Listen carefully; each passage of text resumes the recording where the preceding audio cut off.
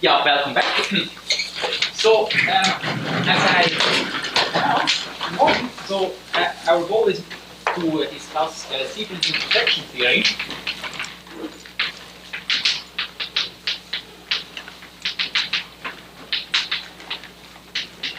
For fast finite energy planes.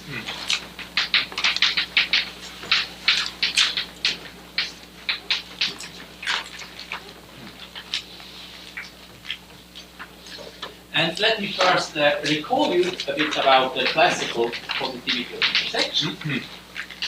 Positivity of intersection. Excuse me, your microphone. Sorry. Shall I say again? Also, our goal this afternoon is to discuss sequence intersection theory for fast finite energy planes. And we first recall positivity of intersection for closed curves.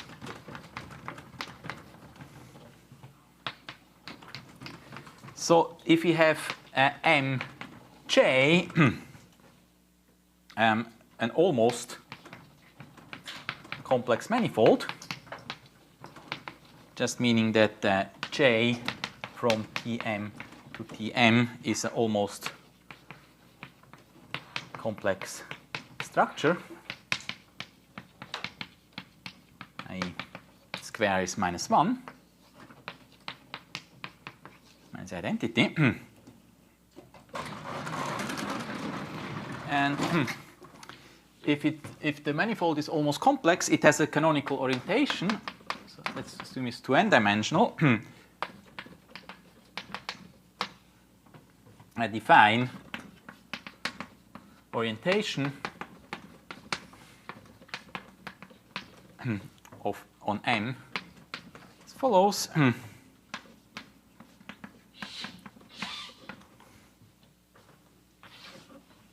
If x the point in M, then we declare we have to declare what is a positive basis of the tangent space. So we declare that the basis of form V1, JV1, V2, JV2, Vn, JVn is positive. So that's complex basis. And this is actually independent of the choice of complex basis. So this is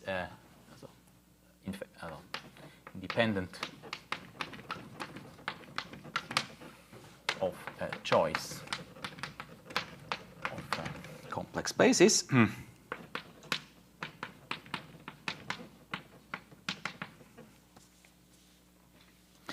And now this is, let's assume especially that M is 4-dimensional. And we have two closed Riemannian surfaces, not yet planes, so compact ones, two closed Riemannian surfaces.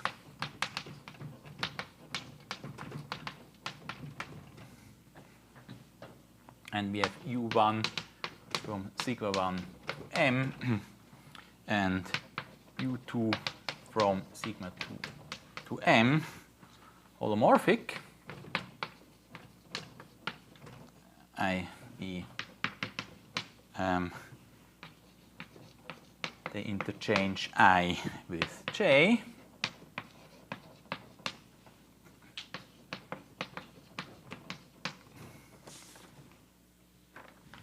And let us suppose that they intersect transverse.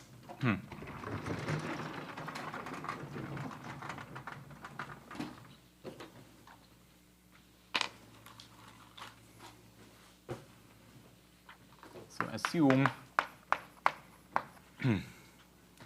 U1 intersects U2 transverse intersection.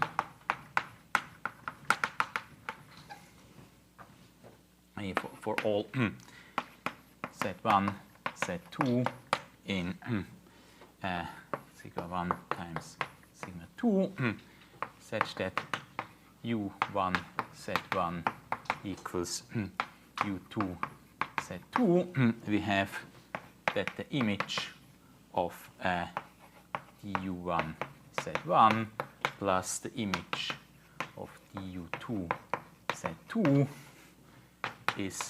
spans the whole tangent space. So this is transverse, and this is not transverse here.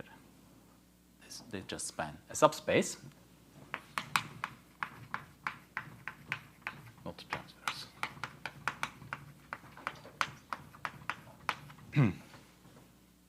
And because the surfaces are two-dimensional and M is four-dimensional, this means actually that we have a direct sum, also sigma 1, sigma 2, two-dimensional, and M four-dimensional actually holds that we have splitting.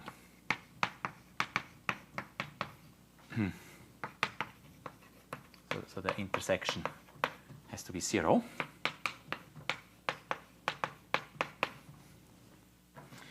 And now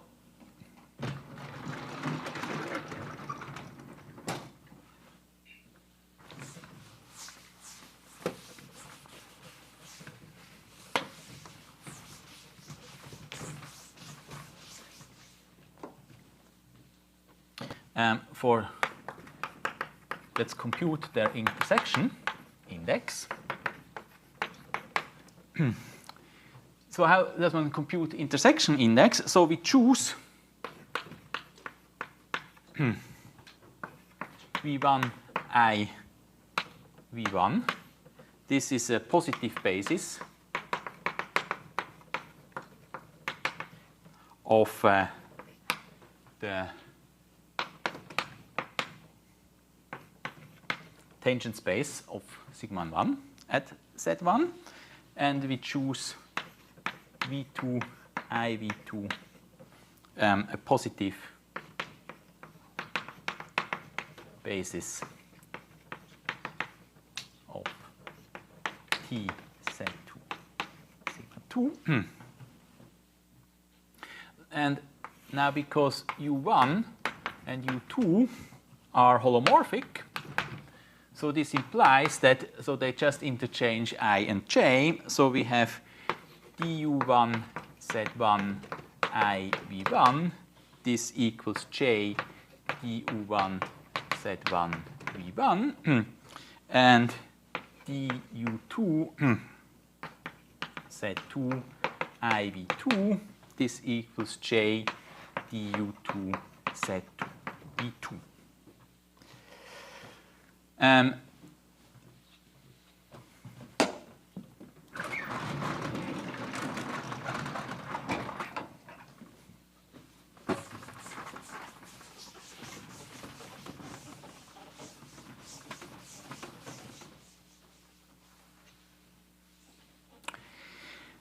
So therefore,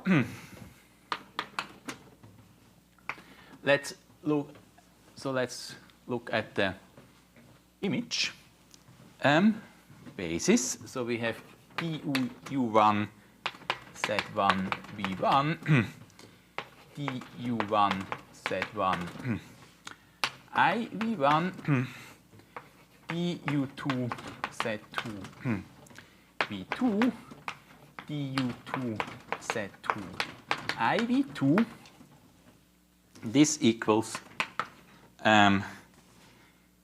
du1 Z1 V1, J du1 Z1 V1, du2 Z2 V2, J du2 Z2 V2.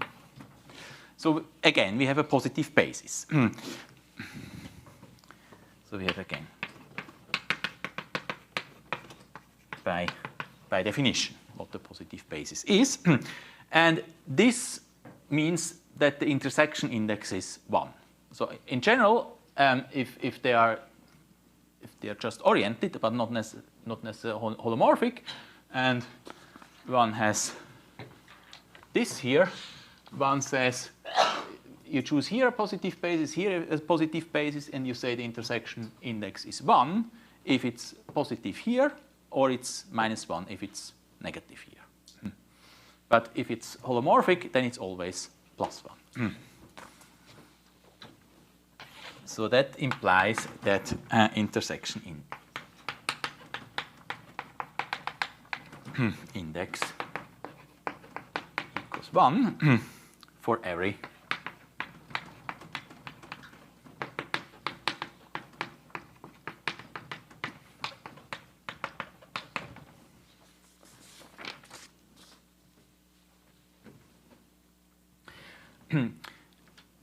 and now the intersection, the algebraic intersection number, so the algebraic, so in general,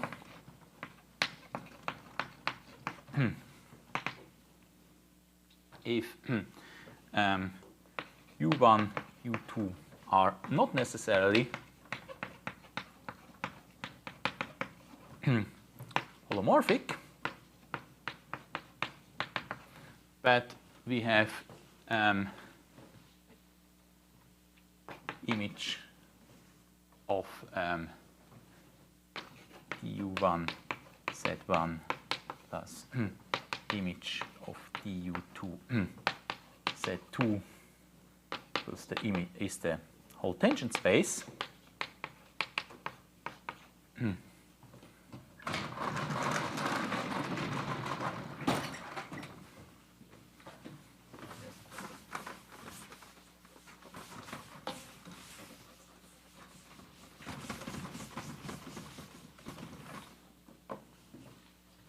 So then define mu z1, z2. This equals 1 if du1 z1 v1 du1 z1 I v1 du2 z2 v2 du2 z2 I v2 is positive and -1 else, and you define the algebraic intersection number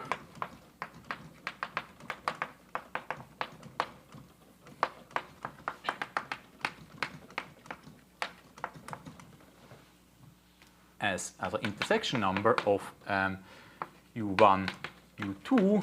This is the sum over all z1, z2 in sigma 1 times sigma 2, such that u1, z1 equals u2, z2, mu z1, z2. This is a priori set, could be negative, but if you define it like this, even if they are not holomorphic, this algebraic intersection number, this is a homotopy invariant. This is a homotopy invariant.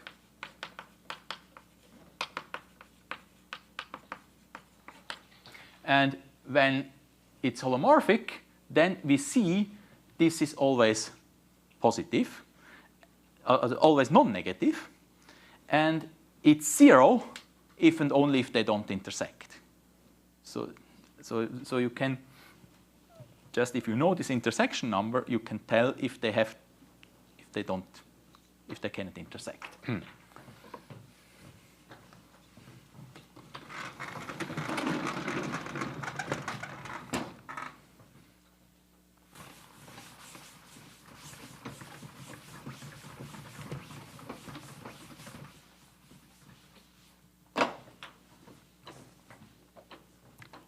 So now, as a consequence, U1, U2 holomorphic. That implies that their algebraic intersection number, this is bigger or equal 0, and the intersection number is 0 if and only if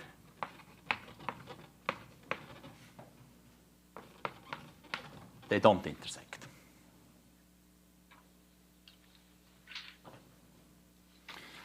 So this we discussed under the assumption that they intersect transversely. But and this is it's a non-trivial result that this continues to hold if the intersection is not transverse. So if it's not transverse, you can always perturb. You can always perturb a little bit to make it transverse. And then if it's transverse, you can use this formula. But then here it's not clear that it's positive again, as soon as you lose holomorphicity. If you perturb, you might lose the holomorphicity. But it's a non-trivial fact that you can still, even if they are not transverse, you can still perturb it in such a way that you keep this property.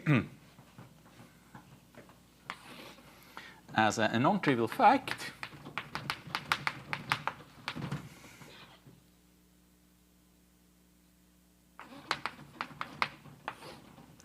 so let's just make it off and qualify it.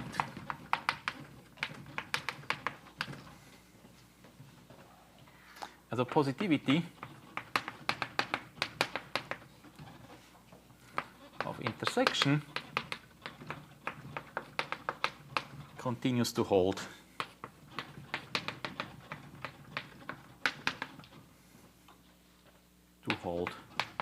for perturbations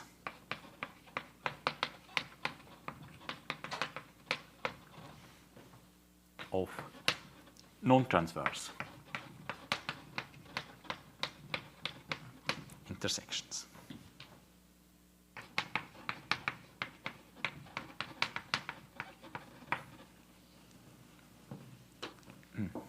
Unless they are equal. Yeah, so they if image U1 is different from image 2.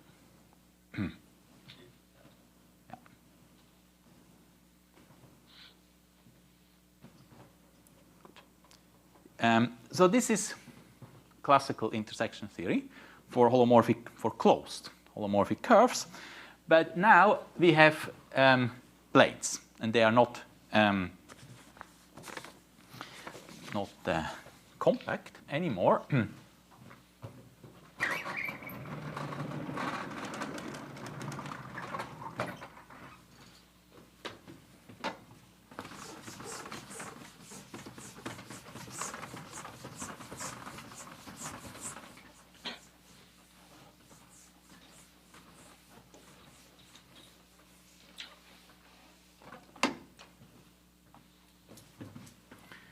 Problems for holomorphic planes.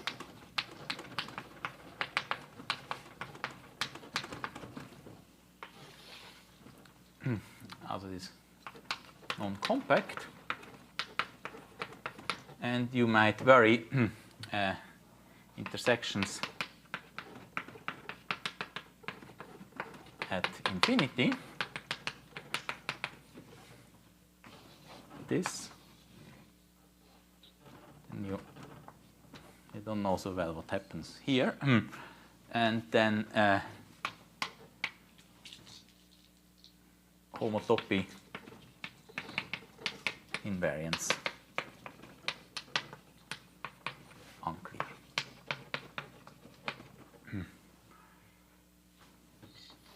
And so the idea between C-Frink's intersection number, you make the asymptotic disjoint, also Sievering's intersection number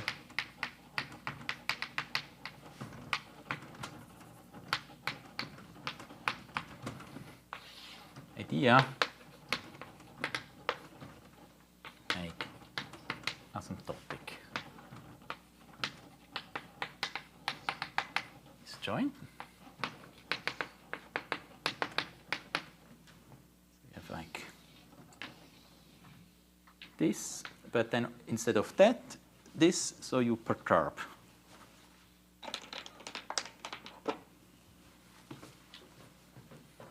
Perturb this. But then you might lose holomorphicity.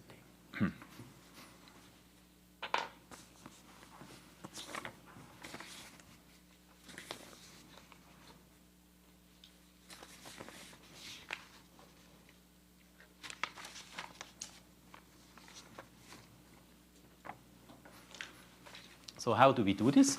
So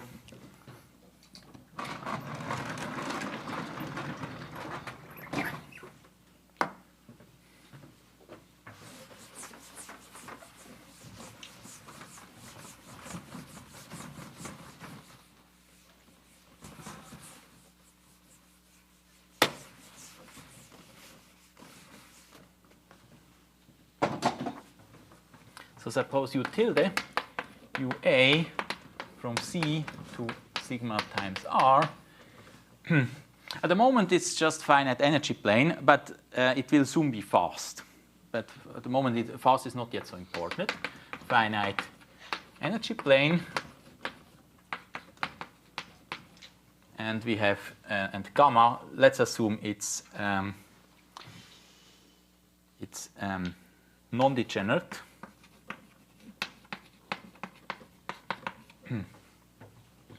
Asymptotic Reeb orbit. And let me also assume that the asymptotic Reeb orbit is simple.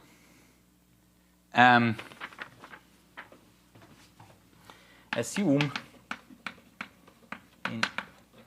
so you can also do something if it's non-simple, but let's assume in addition gamma is simple. And what does simple mean? What is a simple?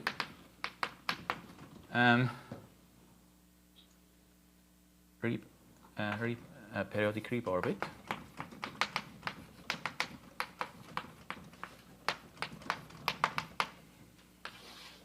So we have gamma dot of t equals tau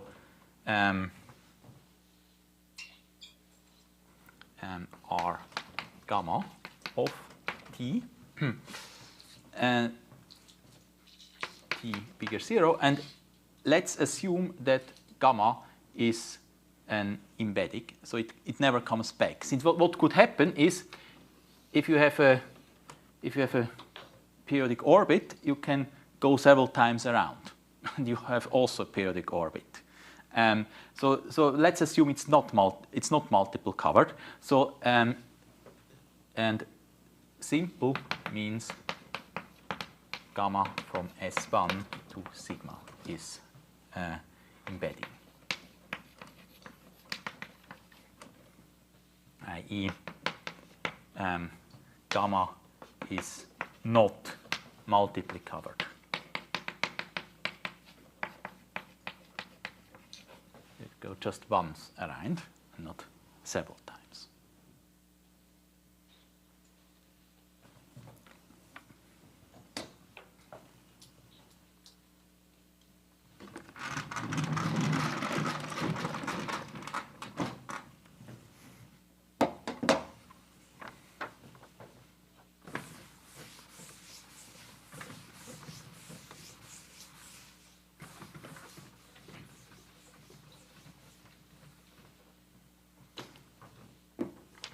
So now we have U star, we Xi is the hyperplane distribution. So we have the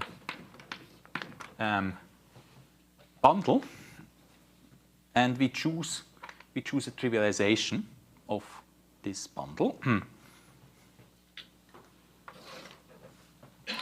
So choose a trivialization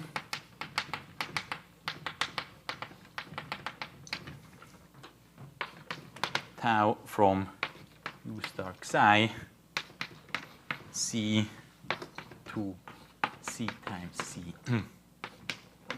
C. And we choose this trivialization that it extends to the boundary. Also the boundary is this this ring-orbit, such that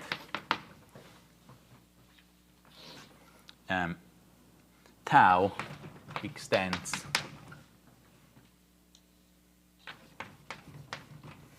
to trivialization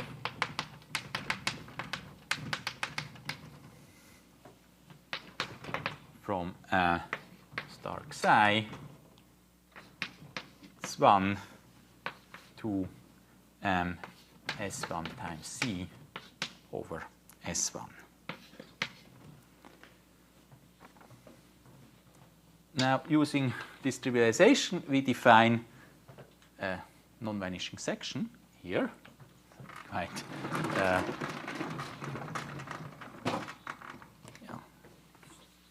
The following.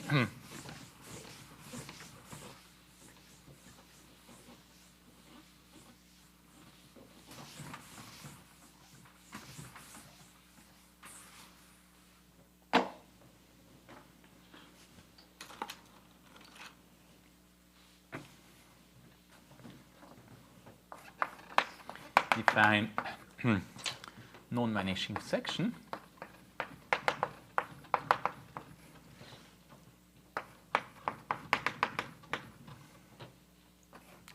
X from C to pullback of the hyperplane distribution. Yeah, you just map Z to take the inverse of UZ of 1. One is here, section 1 in C. And so this is a section in the hyperplane distribution. So the hyperplane distribution is transverse to the read direction. So it is asymptotically is transverse to the direction, to the tangent of the of gamma. So therefore, so Xi transverse to rib direction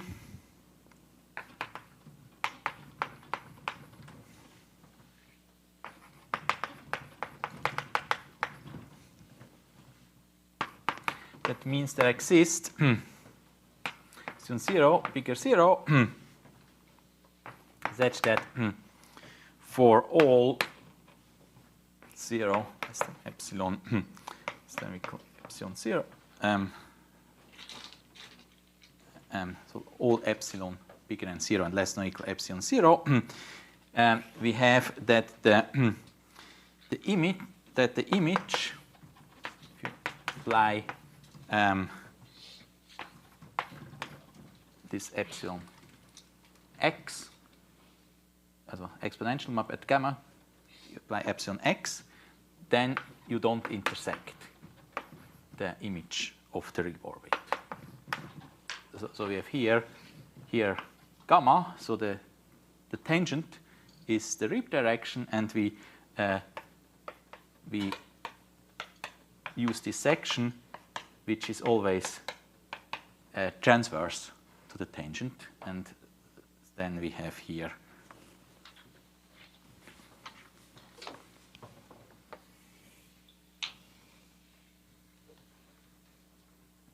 is the x gamma epsilon x.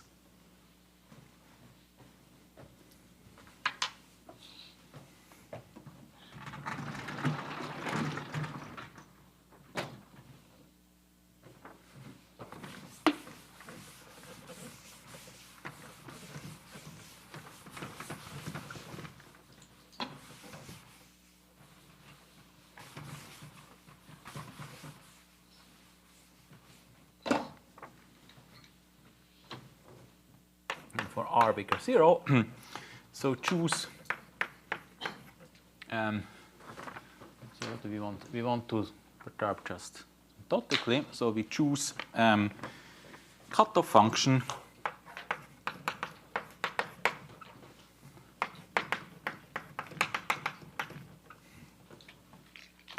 beta 0 infinity to 0 1 smooth.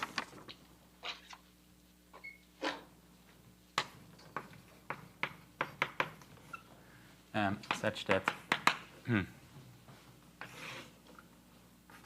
beta of r is 1.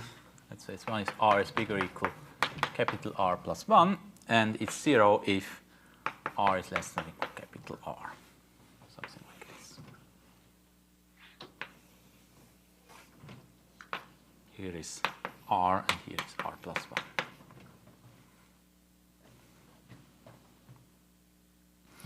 And now we define so epsilon, so equals epsilon 0. Now let's define u tilde epsilon beta of z. This is exponential uz epsilon, this cutoff function applied to this section, non-vanishing section a z. So you perturb in the sigma direction. And now, how do we define Sievering's intersection number? So now for this, the definition would still make sense if it's not fast, but Sievering also has an intersection number for non-fast ones, but then this formula is not the correct one I give. So let us now assume that it's fast.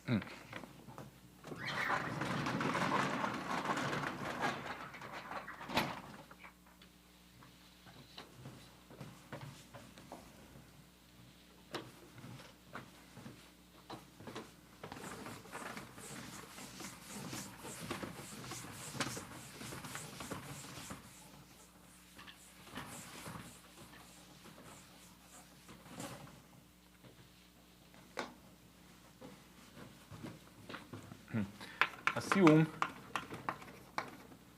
u tilde is fast. Then define, and so epsilon still epsilon 0. Then we define Sievering section number of u tilde, and we actually have two. We have two fast ones, u tilde and v tilde is fast. Then we define Sievering's intersection number. So we take the algebraic intersection number of the perturbed u, and the we just keep, and then we add 1. So that might be a bit strange for you that we add 1. But actually, if this is the way you do it if it's fast. Maybe you already feel it has something to do if it's fast and this asymptotic winding number is 1. And in his theory, he adds something else if it's not fast. And this here is now just algebraic intersection number. This is algebraic intersection number.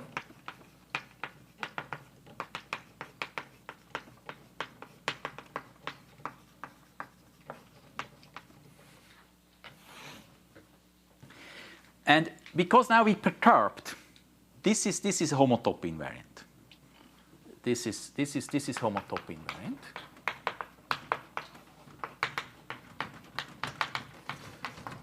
So that's the good thing.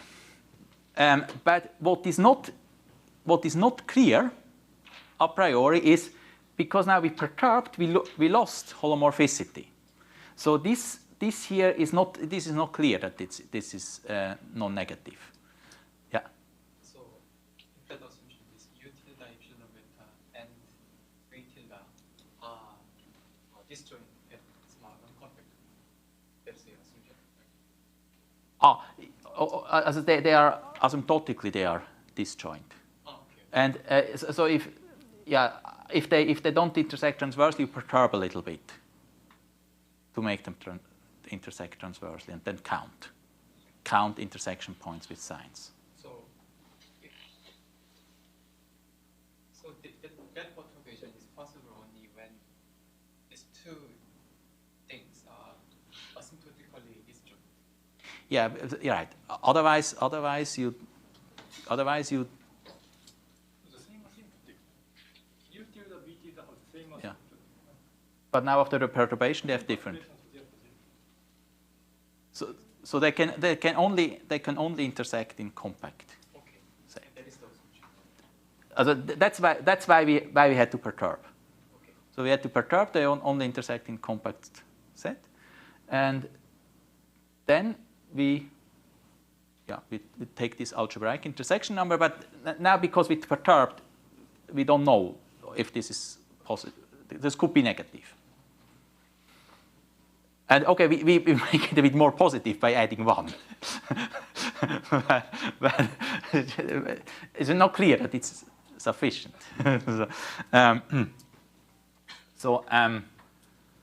What is also a priori no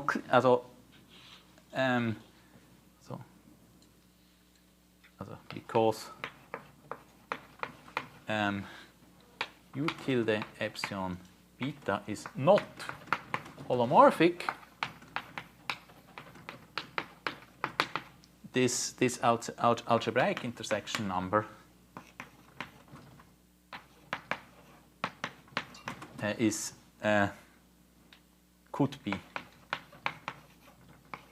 negative.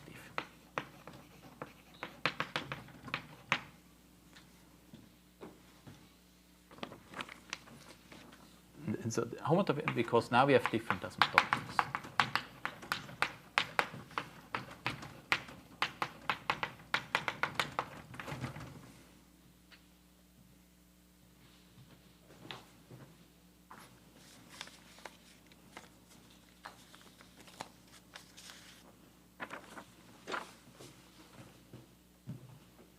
Okay. Now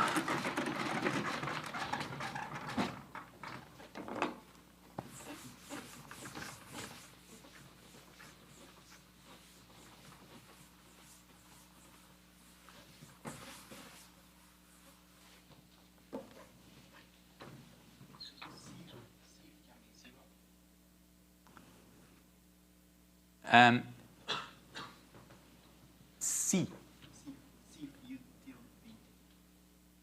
Yeah. It actually it will be.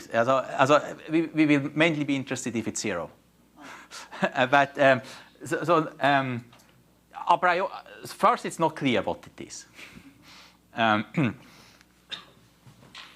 So now let's first theorem. So this is the Siefring's inequality.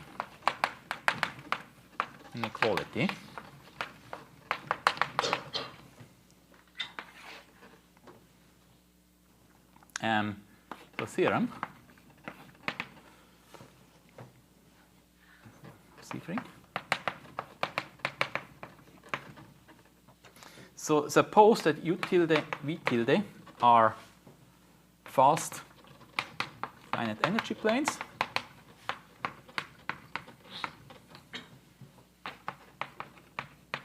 Asymptotic to same non-degenerate simple ring orbit. And assume in addition that the images are different. Then we have the following. So we have the algebraic intersection number of U tilde and V tilde, this is bigger or equal 0 because these are holomorphic. This is less than or equal C frings intersection. So C frings intersection number is actually also non-negative.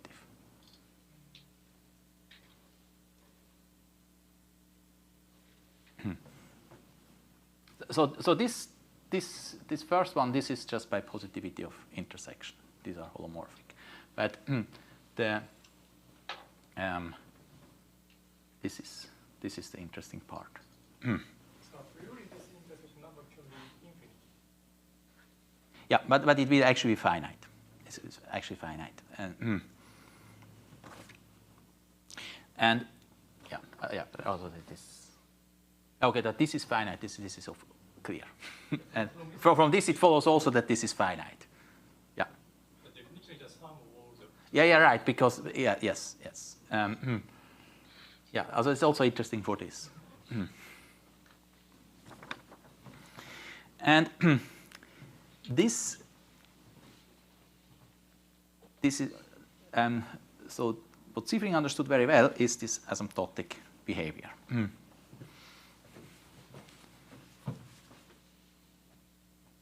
Maybe preparation for proof of zero.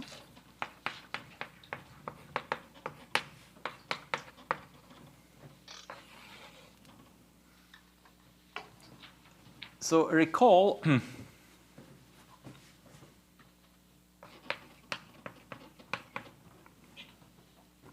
asymptotic behavior.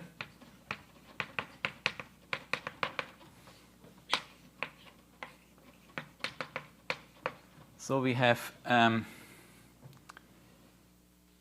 this maybe U tilde e to the 2 pi s plus it. This is roughly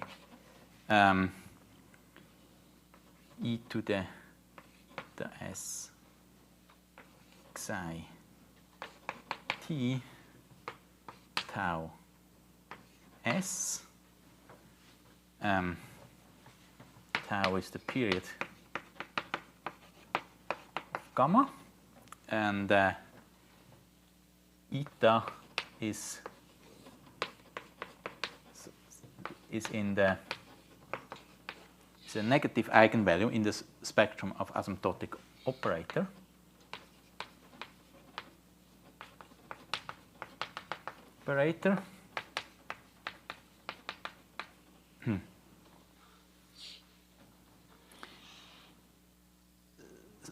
So maybe I write here eta u to make sure that it. So actually, the eigenvalue only depends on u. But xi can also depend on xi is not R invariant. So this is all. Maybe I put the u tilde. So xi u tilde is the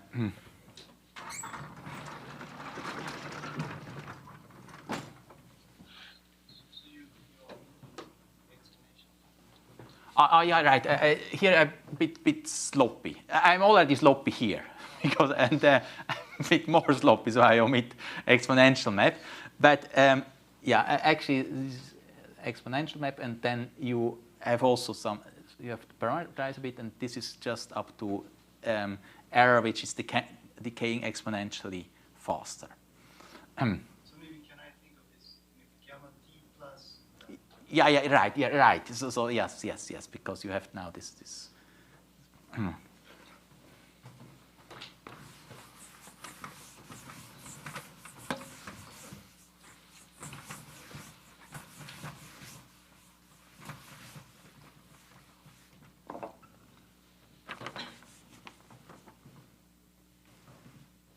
And also xi u tilde, this is eigenvector.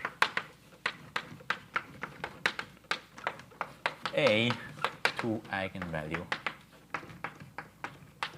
u eta u. And so this here is u e to the 2 pi s plus it, and this is a e to the 2 pi s plus it.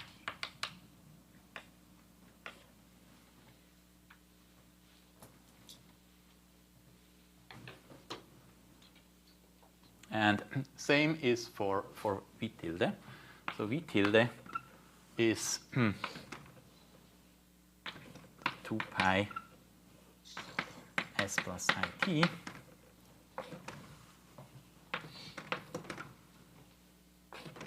we have e to the now eta v psi v tilde t tau s. And yeah, so why I was a bit sloppy, because now what Sievering had to understand to prove the theorem was the difference. So how they come together, and so that's useful that I actually omit this exponential map. Now, if you just write it like this, so there's some more formal way you can. Sievering had some theory of asymptotic representatives, but if I write it like this, this is I think you see better what's going on. So now we can look at the we want to see the difference of u and v. So this is v, and then also u minus v.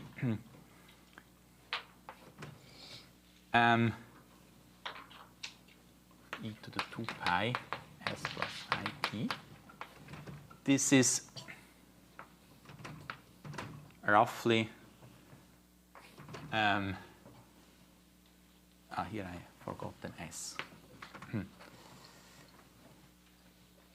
E to the eta us psi u tilde t minus e to the eta vs psi v tilde t. And now there are different situations. So let me first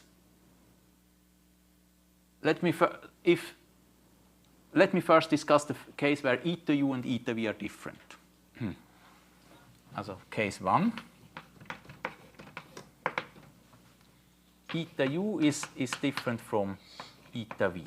So let's assume, without loss of generality, that eta v is actually smaller than other u. Without loss of generality, eta v is less than eta u.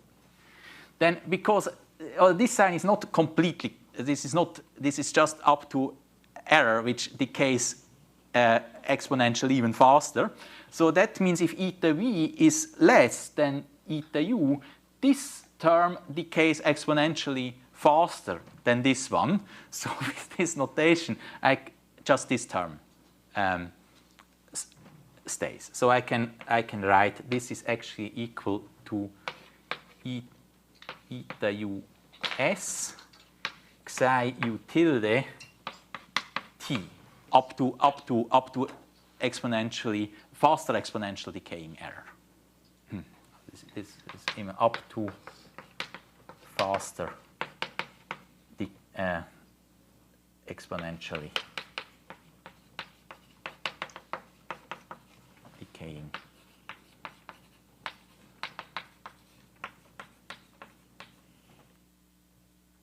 So the second case is that they are equal.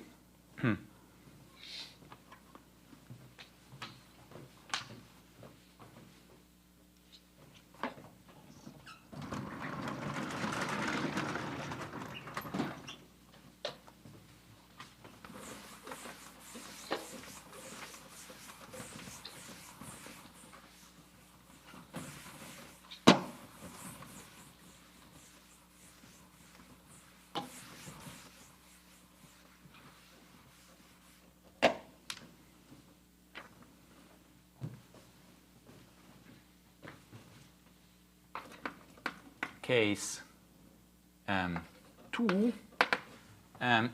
eta u equals eta v. Now then case 2a is, if the eigenvalues are the same, then can still be that the eigenvectors are different. And here I mean really different, not just linearly independent, or really different. They might be one might be a multiple of the other, but a non-trivial multiple. So case 2a, so psi u tilde is different from psi v tilde. And then I can write u minus v e to the 2 pi s plus it. This is then roughly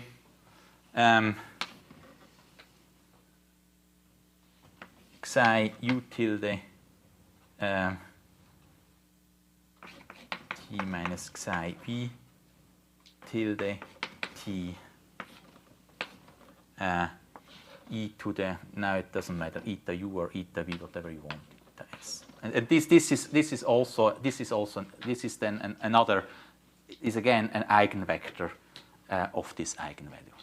This here is again, this here is an eigenvector to eigenvalue. Eta u equals eta v. And now there is the very degenerate case that these two are actually also equal. And this situation then Siefring analyzed, and because but we still assume that the images u tilde and image of u tilde and image of v tilde are different.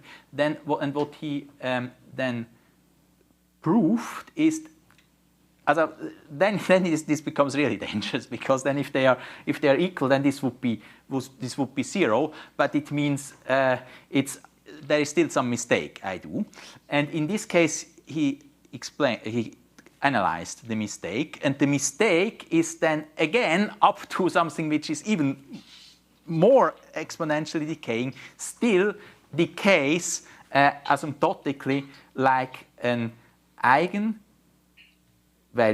an eigenvector times e to the eta s eigenvalue. And this eigen, then there is one which is even a smaller one. So this is then the non-trivial case. So case 2b, where we have xi u tilde equals xi v tilde. But since image of u tilde is different from image v tilde, Siefring proved that there exists eta,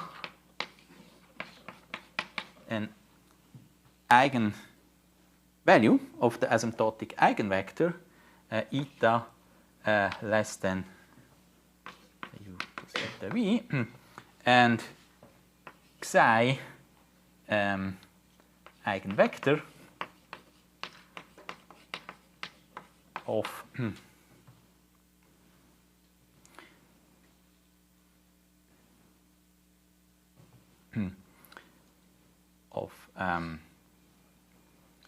a to eigenvalue eta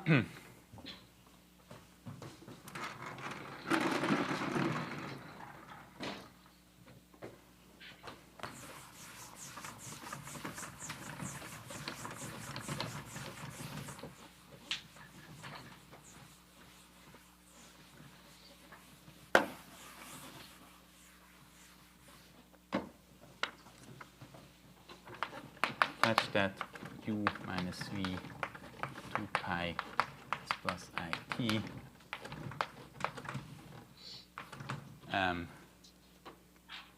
psi e to the eta s. So in all cases,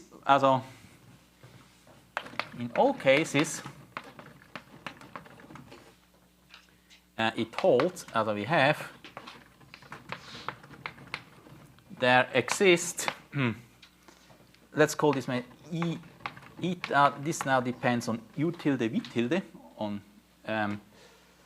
in sigma A negative eigenvalue and psi U tilde V tilde eigenvector to eigenvalue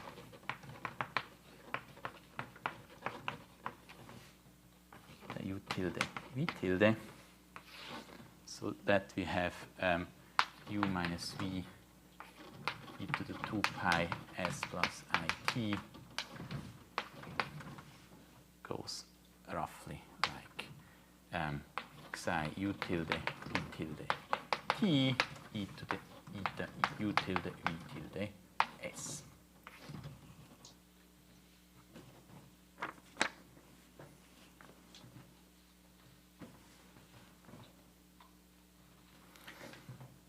And then with this,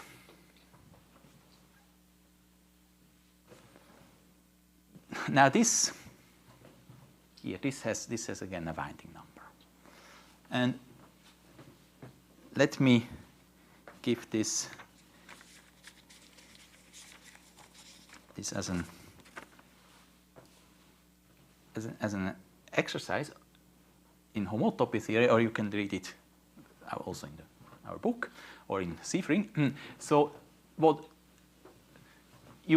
this here, you can always, even if it's not fast, even if it's not fast, you can always express this algebraic intersection number with the help of this here, of this how this difference decays. Also, so exercise.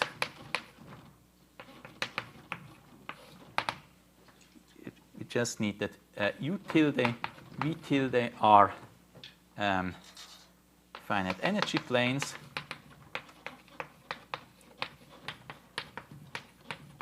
Asymptotic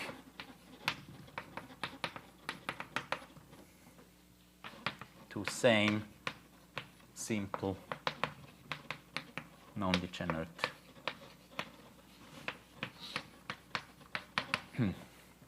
Ring orbit. Gamma, also not necessarily fast, such that they have different images. Then it follows that this intersection number V tilde epsilon beta V tilde you can write as the algebraic intersection number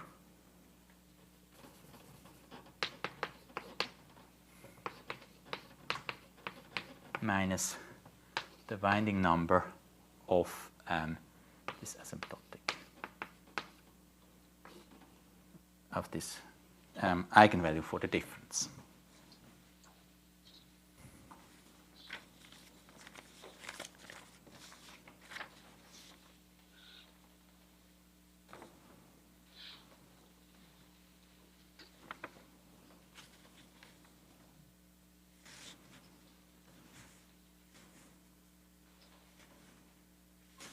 Okay. Now, with this, let us prove the theorem.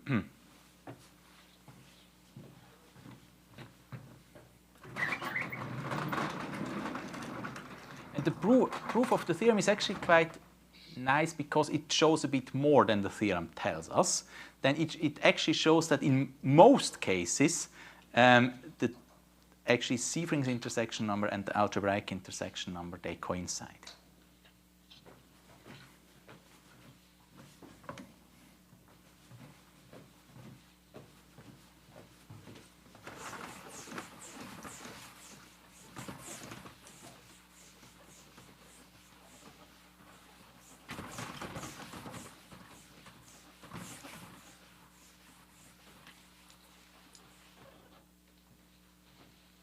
Proof of theorem.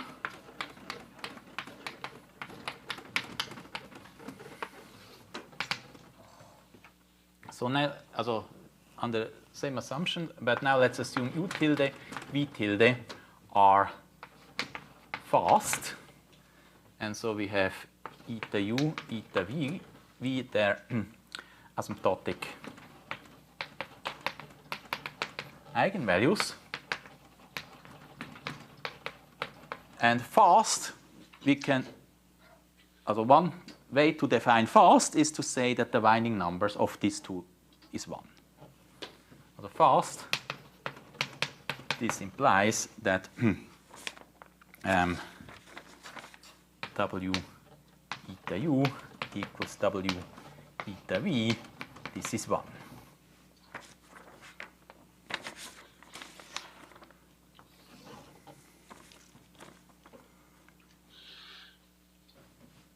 And now let's look, okay, and we also have psi u tilde and psi v tilde are the asymptotic eigenvectors.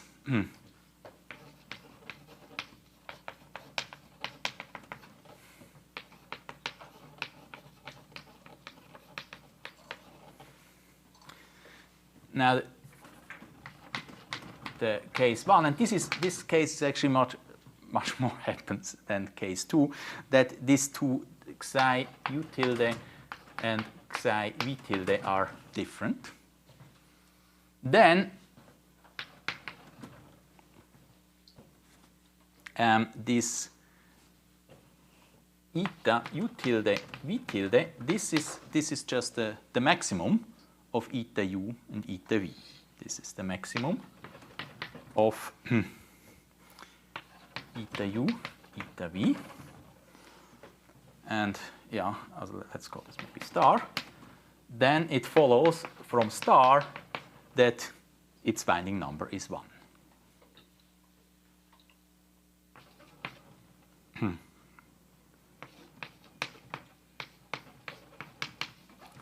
And then we plug this, so we use the exercise.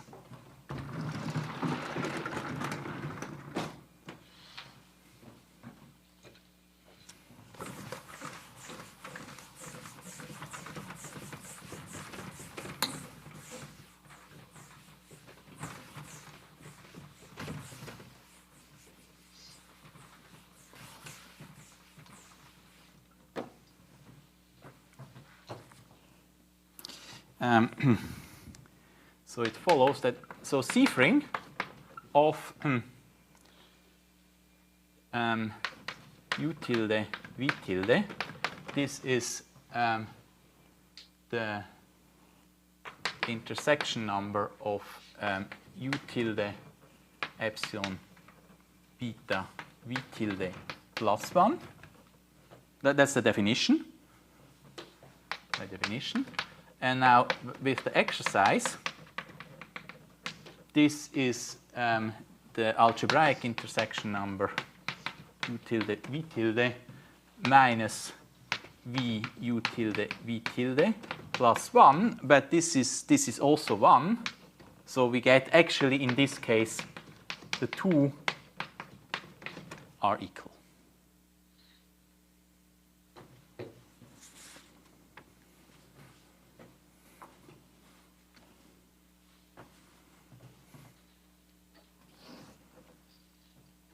And then case 2, the unlike case is then if you have psi u tilde is different from, it equals v tilde. So in this case, this difference has to decay even faster. So the eta u tilde v tilde is less than eta u, as in this case, they are eta u and eta v are of course the same. But now we have the monotonicity of binding numbers. Monotonicity of binding numbers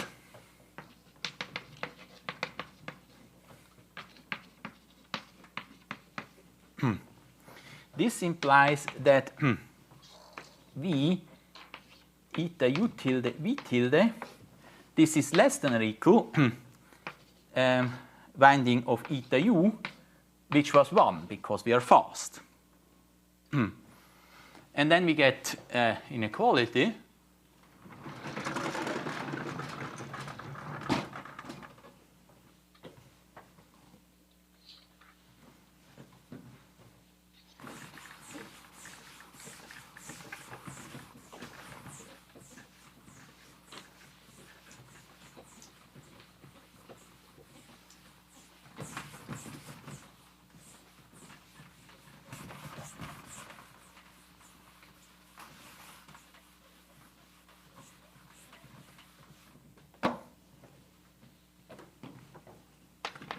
And it follows Seefring, section number of u tilde v tilde.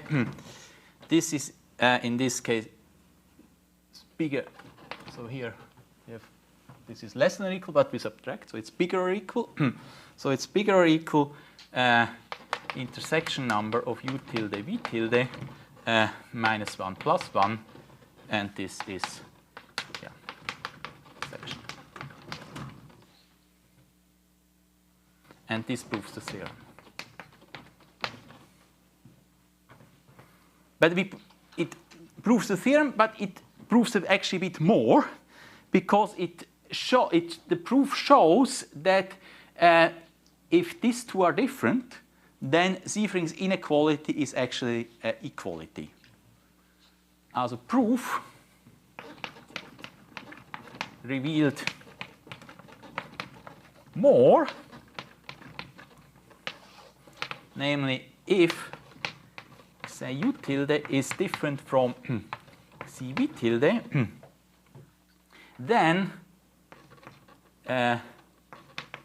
Seefring's inequality becomes equality.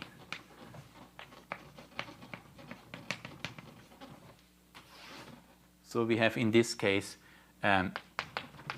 algebraic intersection number just equals Seefring's intersection number.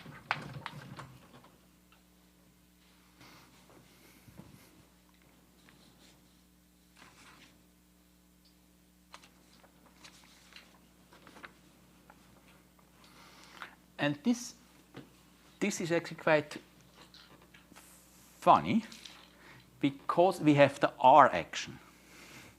And now because of the R action, so if we are unlucky, so we could have this situation, but then we can start acting with R on u tilde. And this eigenvalue doesn't depend on R, but the eigenvector depends, and it will change. And so even if we are in the unlucky case, by using a little bit the R, we get in the lucky case, and so we have equality.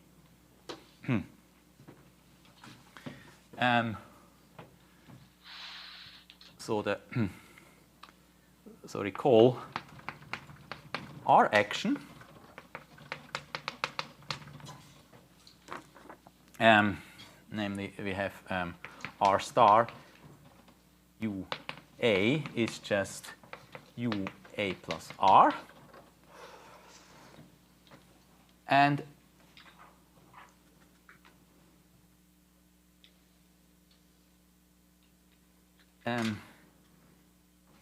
psi u tilde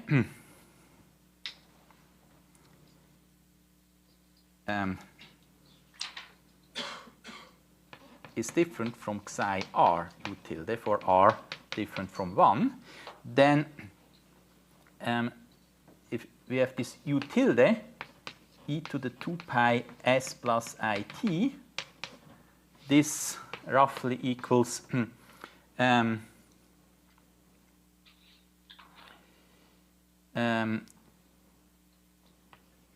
psi u tilde t e to the eta u s tau s. But now if we start acting with R, we change this here, so we have to reparameterize.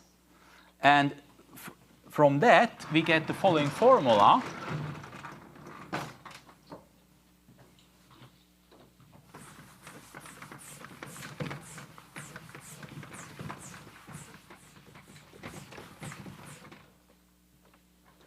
we obtain that psi r u tilde, this equals e to the minus eta u r divided by tau psi u tilde.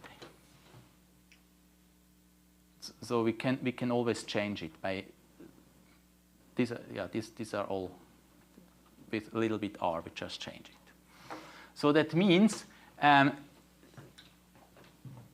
if I have u tilde and v tilde, then for even if you might have trouble with the intersection number of u tilde v tilde, just use the r action a bit, and then you have equality.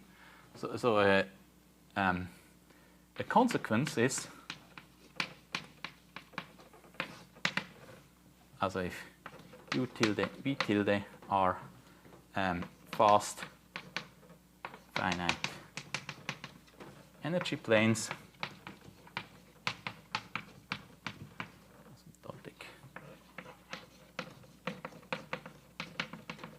gamma, then for almost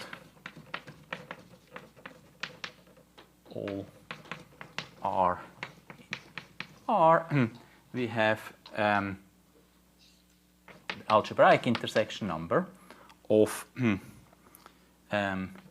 R star u tilde v tilde equals Siefring's intersection number of u tilde.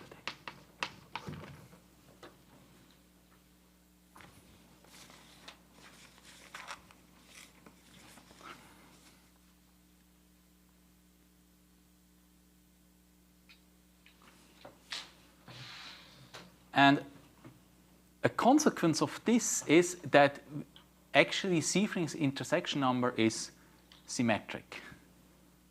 This is the algebraic intersection number, this is symmetric, but a priori it's not so clear for Siefring's intersection number since you perturb one and the other you don't perturb. But because of this, it actually follows that Siefring's intersection number also symmetric.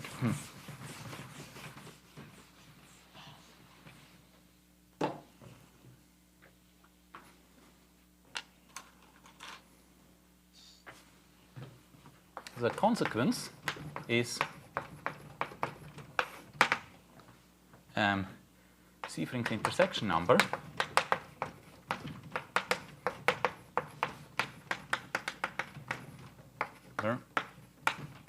is symmetric.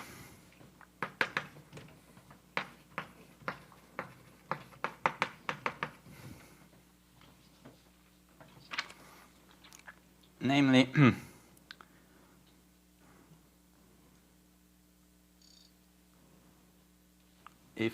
let's suppose we have u tilde v tilde fast and energy planes.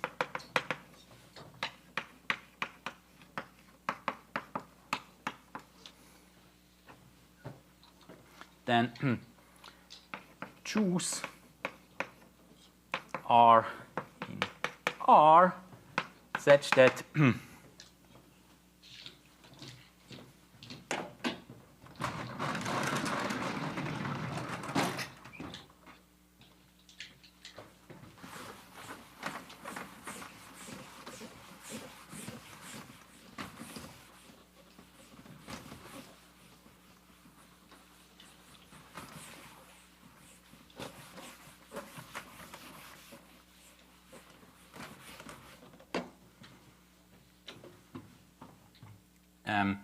the algebraic intersection number of R star u tilde v tilde equals Siefring's intersection number of R star u tilde v tilde, and the algebraic intersection number of minus R star v tilde u tilde. This equals Siefring's intersection number of minus R star v tilde u tilde. Then let us compute, we have so Sievering's intersection number of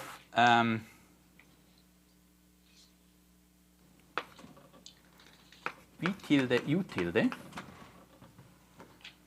So this is so Sievering's intersection number is homotop invariant, homotop invariance.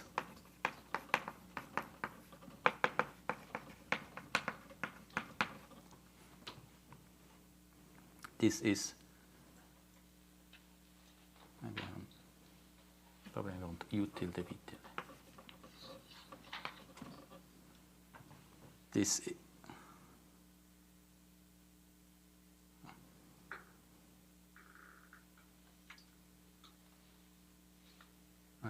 so this is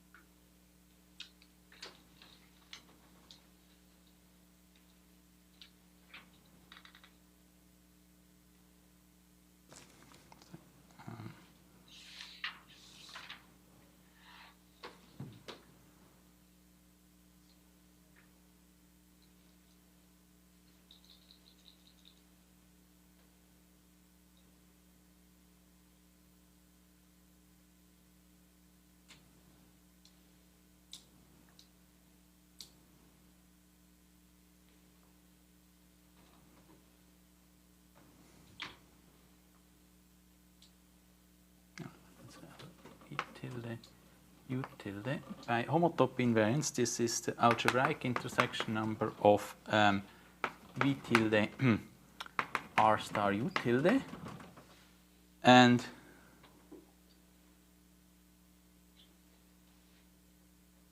no, this is this. So I have U V. This is U V, and this equals.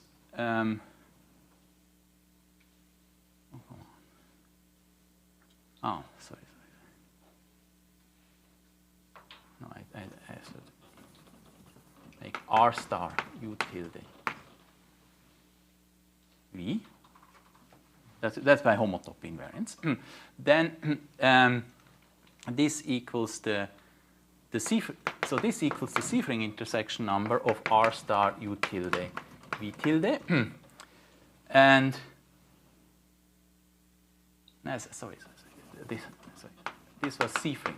This was Sievering by homotop invariance, and this equals the algebraic intersection number of R star U tilde V tilde.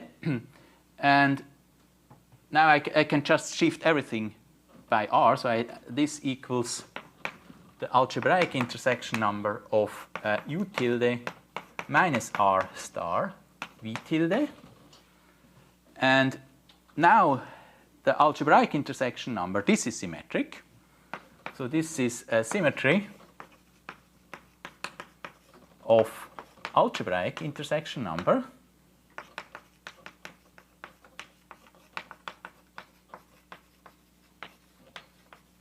this equals algebraic intersection number of minus R star V tilde U tilde, and this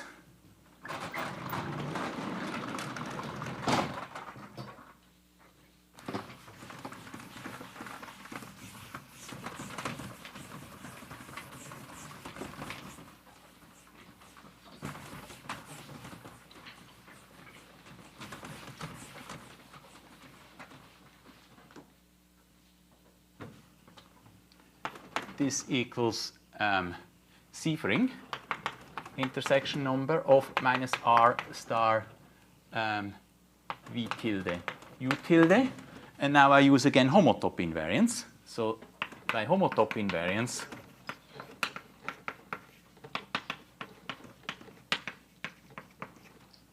this equals the Sievering intersection number of V tilde U tilde. Good. So now, now we can always play. So if you and so let us make how to compute Sievring's intersection number. And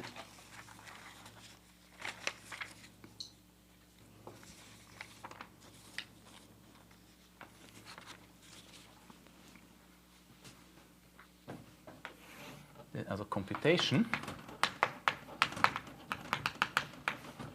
of Sievring's intersection number.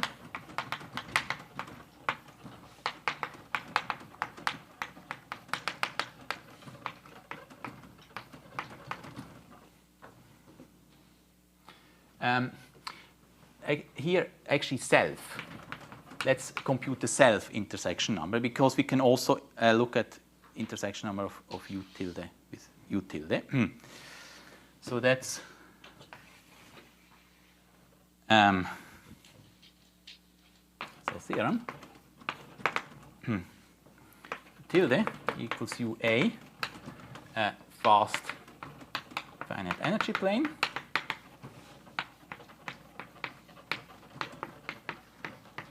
with simple non-degenerate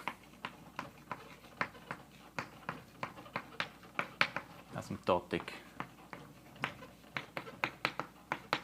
Reeve orbit gamma. Then Sievring's self intersection number of U tilde with U tilde we can compute in the following way. Namely, this is the number of points ZT in C times S1 such that U of Z equals gamma of T. So it means how many times this U intersects asymptotic orbit.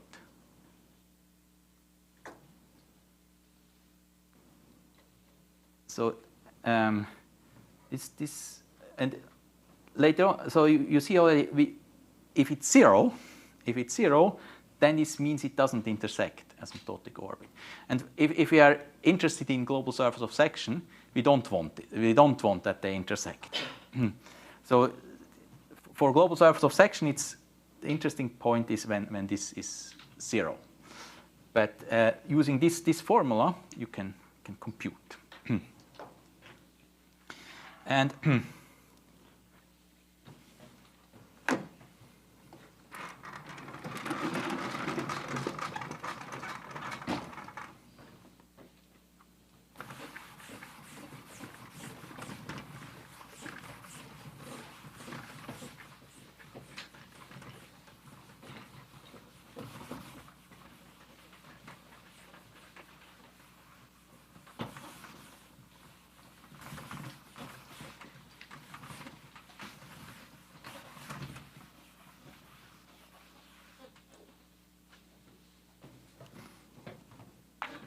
proof, we actually look at kind of a degenerate case of Sievring's intersection number. Namely, so this, because of homotopy invariance, this is invariant of the R action. So we make R bigger and bigger and let it go to infinity. By homotopy invariance,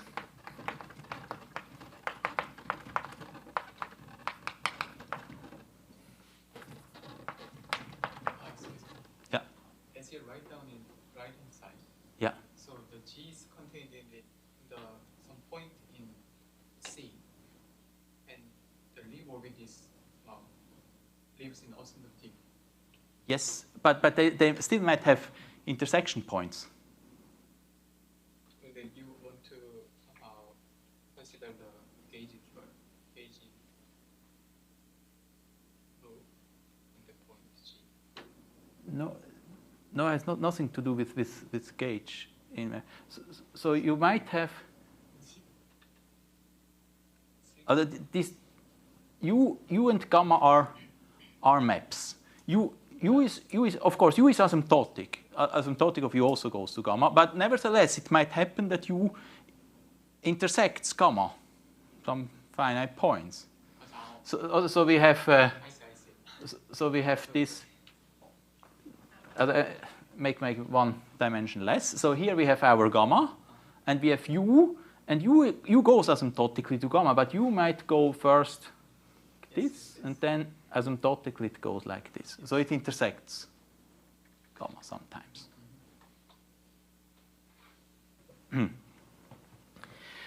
Okay, so by homotopy invariance, we have the Seefring intersection number of u tilde, the self-intersection number is the same as Seefring intersection number of r star u tilde for r in R. And then, so consider the limit r u tilde when r goes to infinity.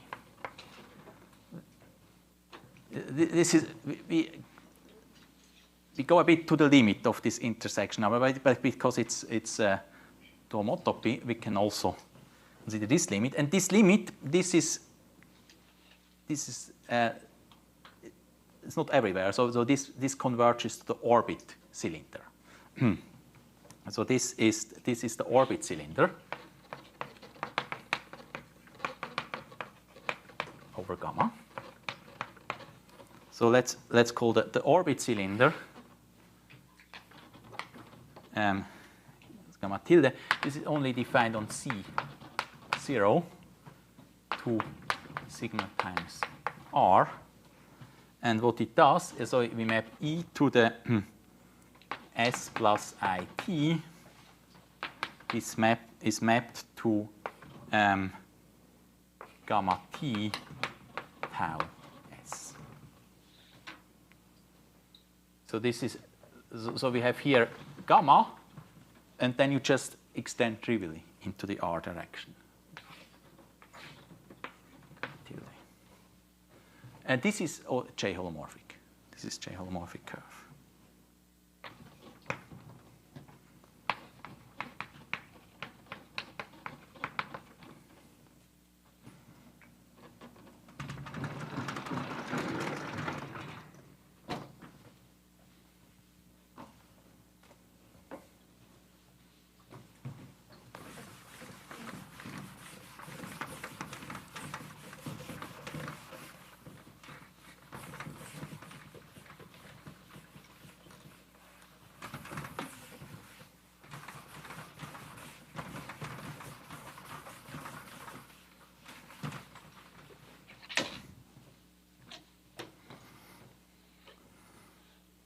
And by letting this go to the limit, so we have Seefring tilde u tilde. We can all the Seefring's intersection number of this orbit cylinder.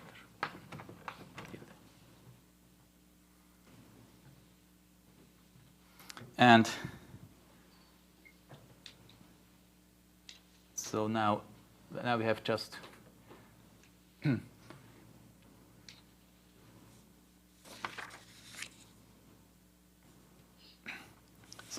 so now we look at Z1, Z2. Let's look at the intersection point of these two curves in Z0. U tilde Z1, this equals gamma tilde Z2. But this set is in bijection, this set is in bijection with intersection points of U with gamma. So this is U plus A, but here the second component, this is in bijection.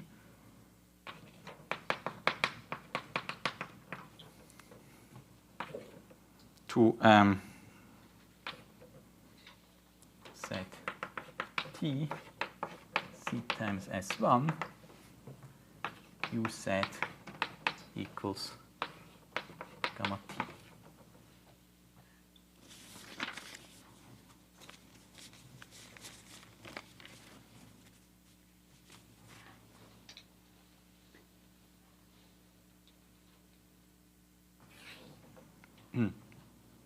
And U tilde is fast, so that means U is an immersion transverse to the real vector field. So therefore, they intersect transversely. So this, so we have the algebraic intersection number of U tilde gamma tilde. This is this number, but number of these points or number of these points because they're in bijection. So this is just the number of these points. Set T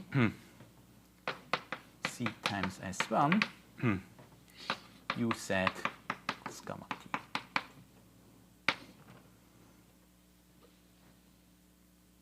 And the orbit cylinder also has asymptotic eigen vector, but this is 0.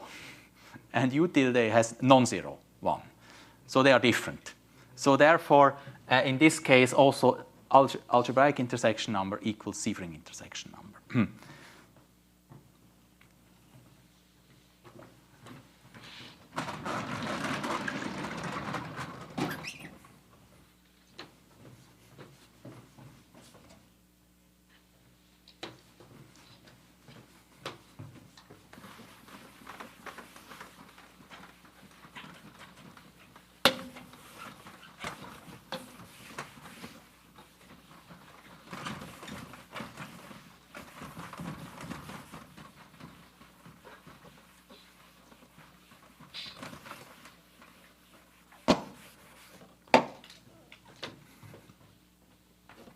Asymptotic eigenvector of gamma tilde, this is 0, and the asymptotic eigenvector of U tilde, this is different from 0. So we have also U tilde, gamma tilde, different asymptotic eigenvectors.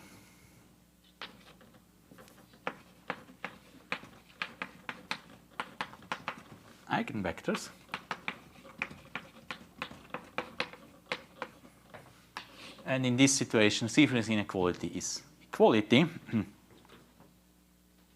So it follows that Sievering's intersection number of U tilde gamma tilde equals the algebraic intersection number of U tilde gamma tilde, which is just given by this number. Set T C times S1 U of Z is gamma T. And as we just discussed in the beginning, this is the Sievering self-intersection number. So this proves the theorem.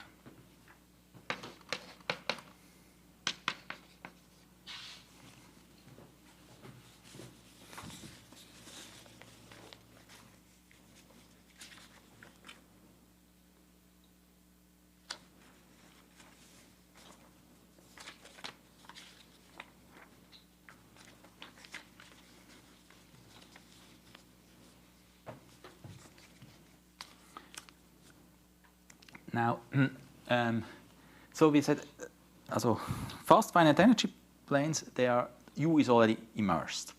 But if we want global surface of section, we want embedding. And if now this Sievering intersection number is 0, then this guarantees us embedding. So this is the next.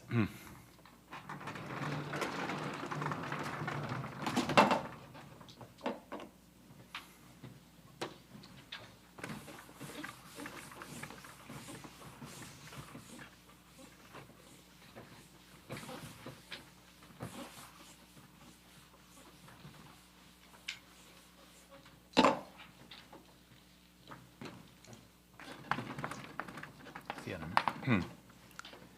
So we assume that U tilde UA fast finite energy plane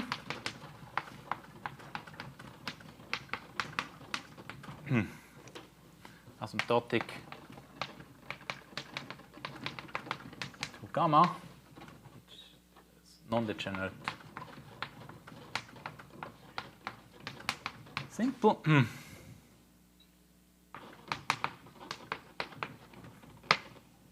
So assume, now we can, using the computation, we can just say Seyfried self-intersection is 0. We can assume that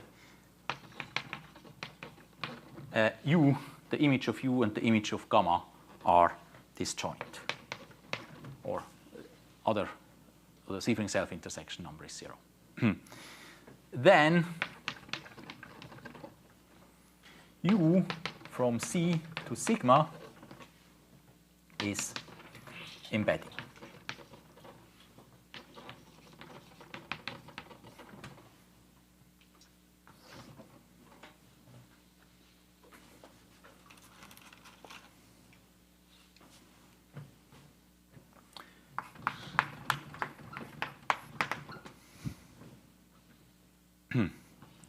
Okay. So let's prove this theorem. So U tilde is fast. So this, we already know that U is immersion. And what we have to show is that it's injective. To show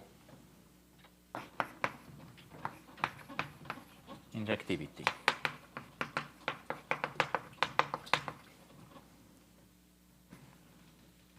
So let us suppose that we assume we have Z and Z prime in C such that UZ equals UZ prime. And we want to show Z equals Z prime. That's the task at hand. So this is immediately not so easy. So we first show something related. We first show that A of Z equals A of Z prime. This is a good start. If they are the same, then of course A of Z and A of Z prime should also be the same.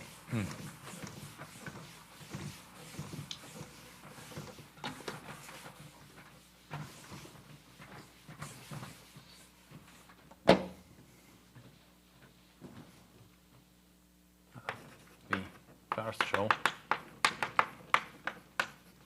A of Z equals A of Z prime. And so we argue by contradiction. We assume it's not true. By contradiction.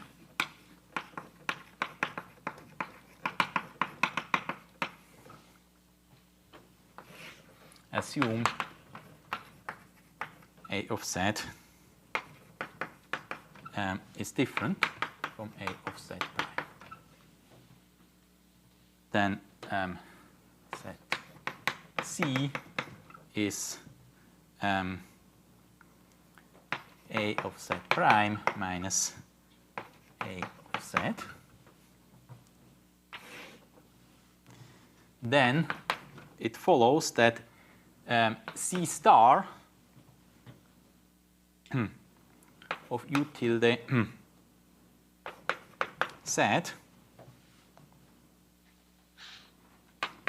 this equals U of Z A of Z plus C, so that but U of Z equals U Z prime, and A Z plus C is A Z prime. So that equals U tilde of Z prime. But now C is different from 0, so therefore U tilde and C star U tilde have different image.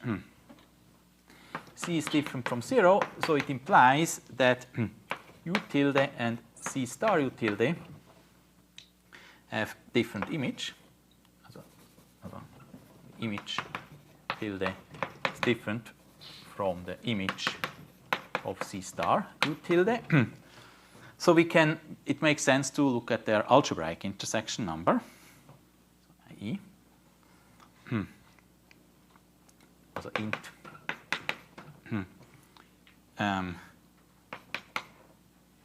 U tilde C star U tilde is defined, and we have already an intersection point. So by positivity of intersection, this has to be at least 1.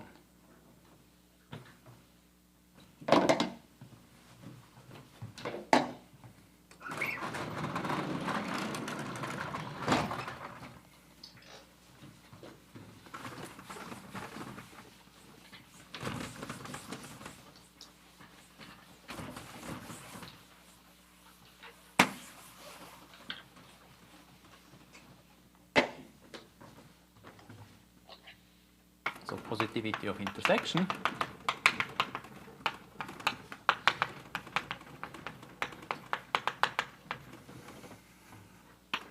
we have the algebraic intersection number of U tilde C star U tilde is bigger or equal 1. And therefore, by Seyfried's inequality, Seyfried's intersection number is also bigger or equal 1. So Seyfried's inequality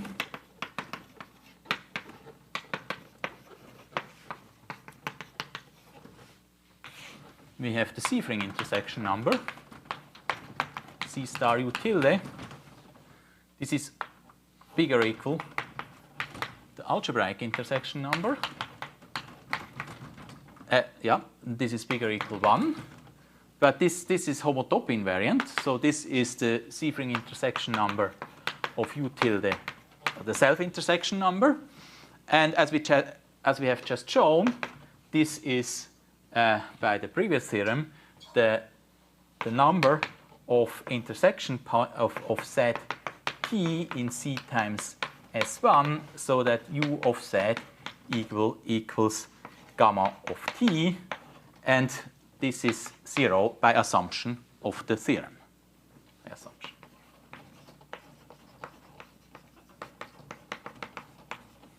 So that's a contradiction. 1 is not less than or equal 0.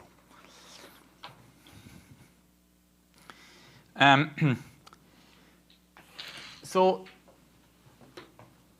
this is true. So we proved star. So i.e. star is true.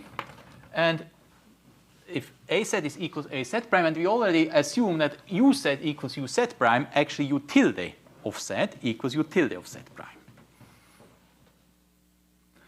Follows that U tilde of Z equals U tilde of Z prime.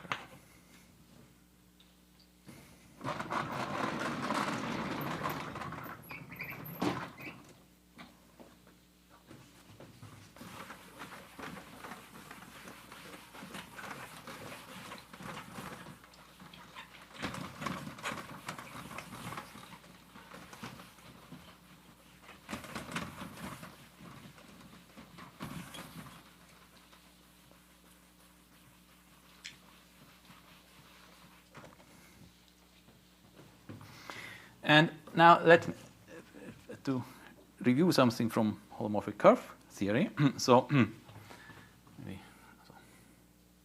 call. Although this is not from my lecture, but maybe from the book of Mektaf Salomon or somewhere else. So we call a point Z in C is called injective point.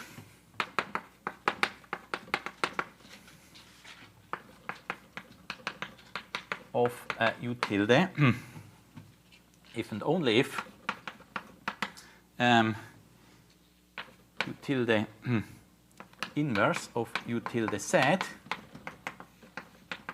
is Z, so and D U tilde Z is different from 0. and let us abbreviate by I. This is the set in C such that Z is injective point of U tilde.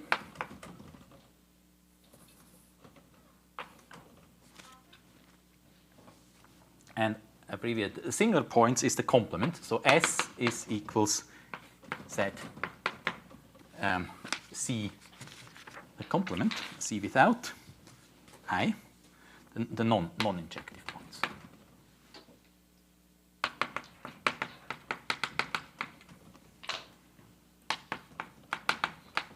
And so the fact is that we have the following alternative. Also, fact, if for finite energy plane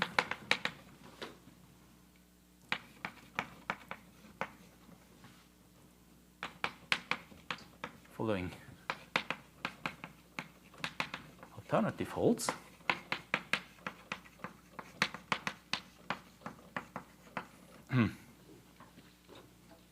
well, first, this non-injective points, S is discrete, or U tilde is multiply covered. Tilde is multiply covered.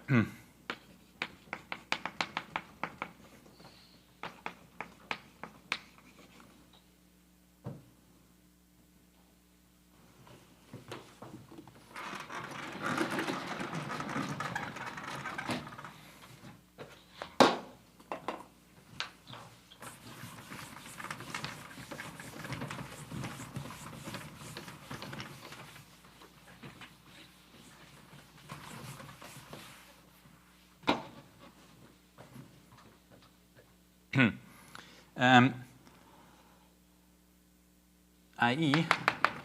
there exists V tilde from C to sigma times R and polynomial P of degree bigger or equal to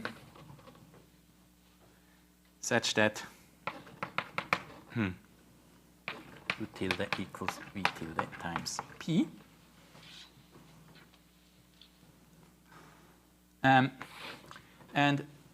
But I claim because U tilde is fast, it cannot be multiple covered.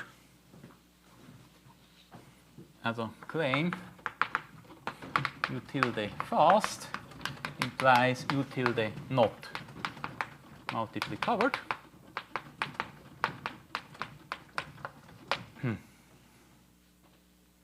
So proof of claim.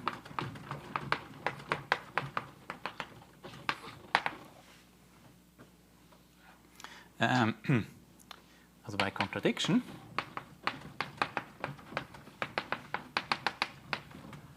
Otherwise, otherwise exists such a phi. Also otherwise, there exists finite energy plane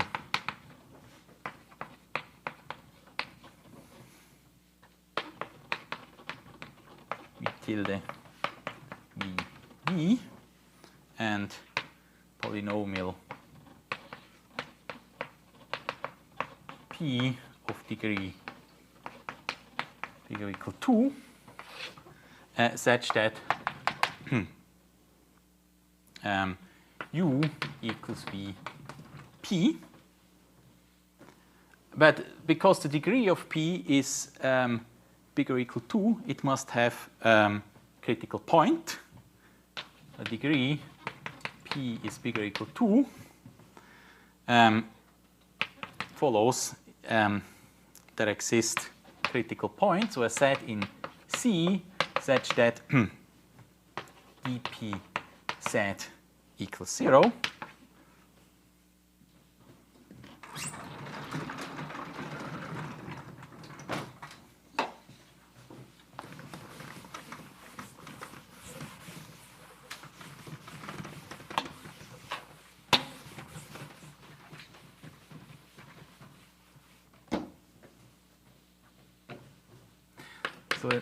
implies that du of z, so u is just composition of v and p, so this is by the chain rule dv of pz dpz, and this is 0. But this contradicts, so u is immersion. But u tilde fast implies u is immersion, and this is a contradiction. And therefore, the set of non-injective points is discrete. So consequence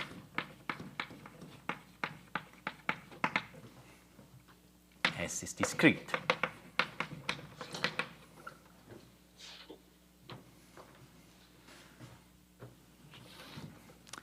Now, by our discussion so far, to show this injectivity of U, we just have to exclude that there are two different points such that they have the same image under U tilde.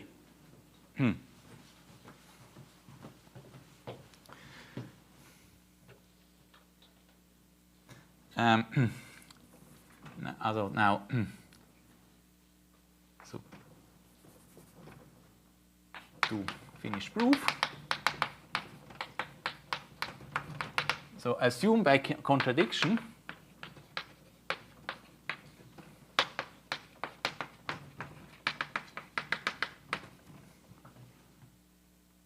there exists Z different from Z prime, 2 points in C, such that U tilde Z equals U tilde Z prime.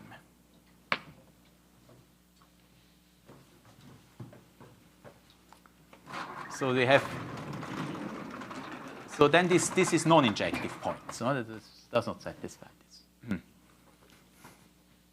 But we know it's this set of non-injective points is discrete.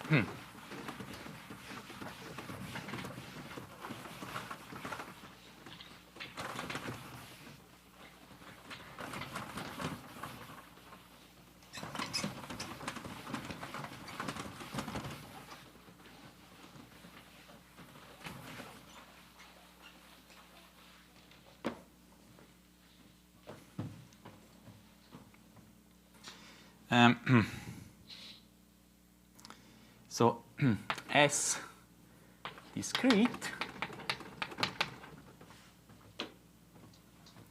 follows that there exists epsilon bigger 0 such that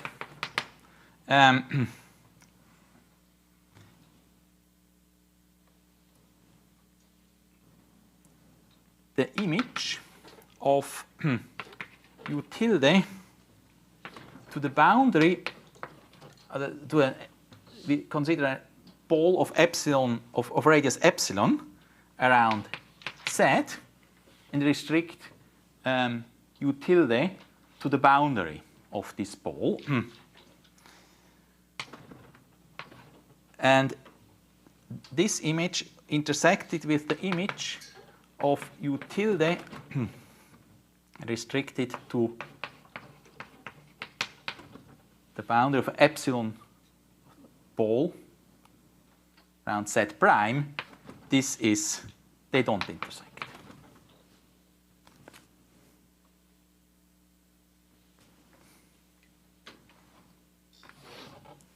So therefore, because they don't intersect at the boundary, we have algebraic intersection. It makes sense to look at the algebraic intersection number of U tilde restricted to this epsilon, to the epsilon ball, and U tilde restricted to the epsilon ball around Z tilde. So that follows that the algebraic intersection number of U tilde epsilon ball around Z tilde epsilon ball around Z prime in Z is well defined.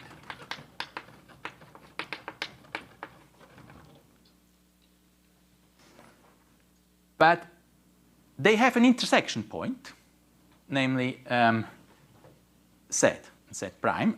So by positive intersection, this is bigger or equal 1. Okay. U tilde z equals u tilde z prime, then and positivity of intersection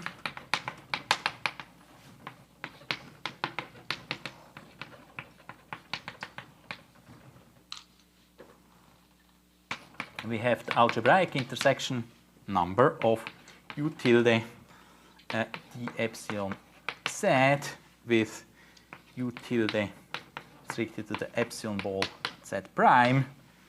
This is bigger or equal 1.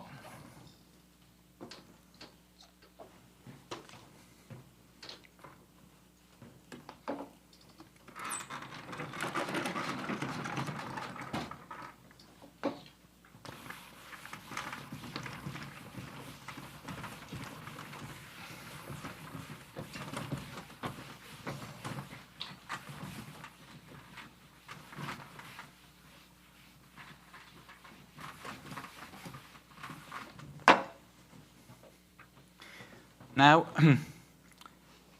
choose C0 bigger 0 such that for all, if C, absolute value of C is less than or equal C0, we still have that they don't intersect, but now I shift with this little c. We have that the image of u tilde restricted to the boundary of epsilon ball intersected with the image of c star u tilde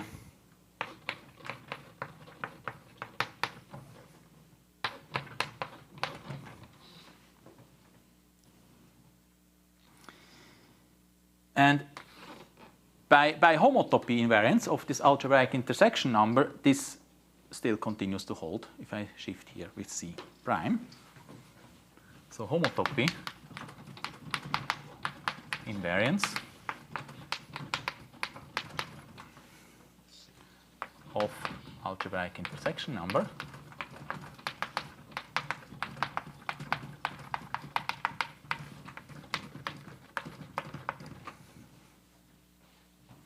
this implies that the intersection, algebraic intersection number of u tilde restricted to the epsilon ball and c star u tilde the epsilon ball centered at c prime, this is bigger or equal 1.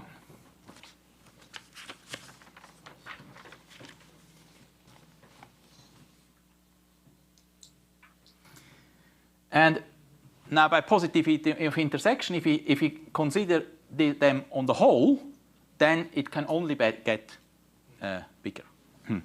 Also positivity of intersection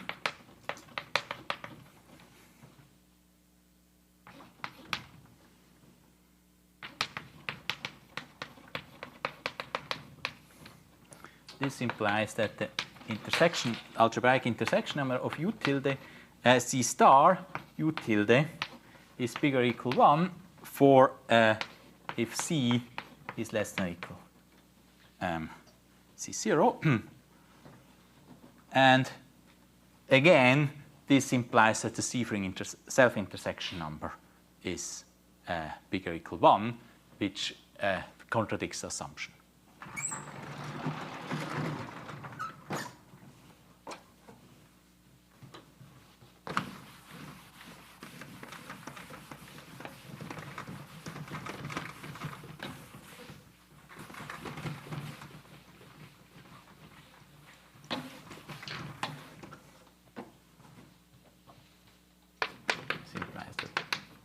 Self-intersection number bigger or equal 1, and this contradiction.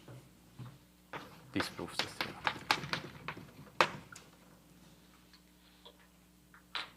That was tough. Yeah. Yeah, I think that's enough for today. Are there questions?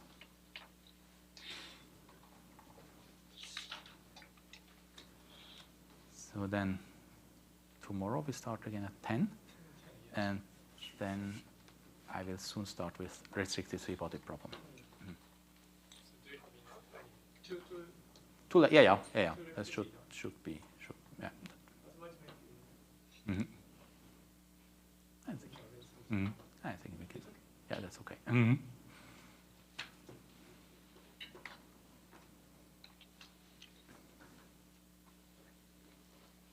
Okay. Then, thank you.